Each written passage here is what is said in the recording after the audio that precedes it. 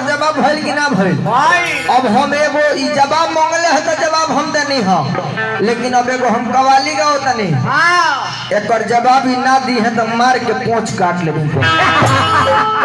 जब जवाब मांगला बड़ा तो देले बनी तो हमरो जवाब तर देबे के पड़ी हां दिया कि किस्ता न मैं न दूंगा कोई मकसद के वास्ते मांगो तो जान दे दूं मोहम्मद के वास्ते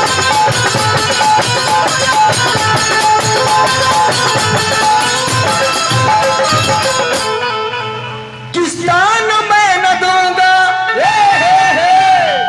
कोई मकसद के वास्ते कोई मकसद के वास्ते मांगो तो जान दे दूं मोहम्मद के वास्ते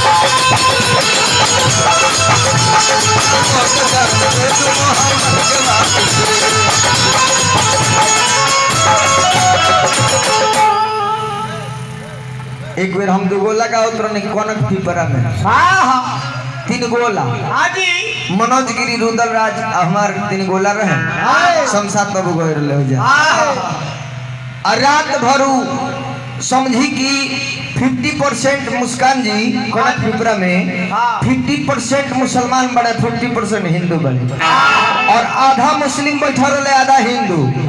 अलाउंस रहे कि तीनों कलाकार एक नाथ शरीफ और एक कवाली हर राउंड में गाएंगे एक राउंड के बाद वो लोग के बोरिया बिस्तर बना गए आ रात भर गाते रह गए हम तो ओ जाऊं उठी मिलल 3 गो हमरा 3 गो अंगूठी मिलल मौलवी साहब के द्वारा और वो लोग एगो कलम लेना मिलल तो नीमन गईब मांगला से भीख ना मिलल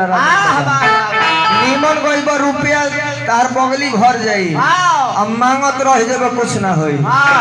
छोड़ दो अब तू मांगो एगो सिक्का ना मिली तरह केतनो मांगबो ऐसे कि लोग बुझ गइल बा ई मांगल छोड़ी नहीं महबा तो लाया तो मैंने मुट्ठी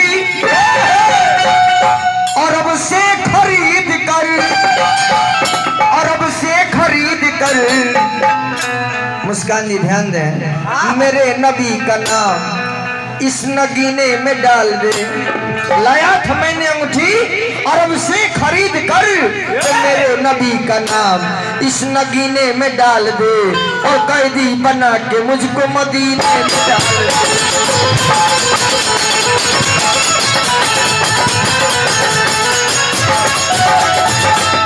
मेरे नबी का नाम इस नगीने में डाल दे।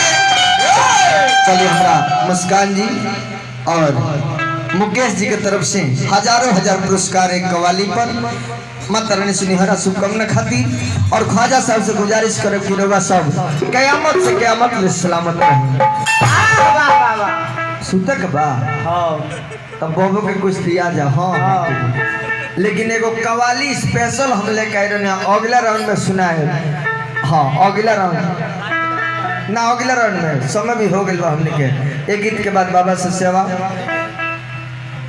कि मेरे नबी का नाम इस नगीने में डाल दे इस नगीने में डाल दे कैदी बना के मुझको मदीने में डाल कैदी बना के मुझको मदीने में डाल कैदी बना के मुझको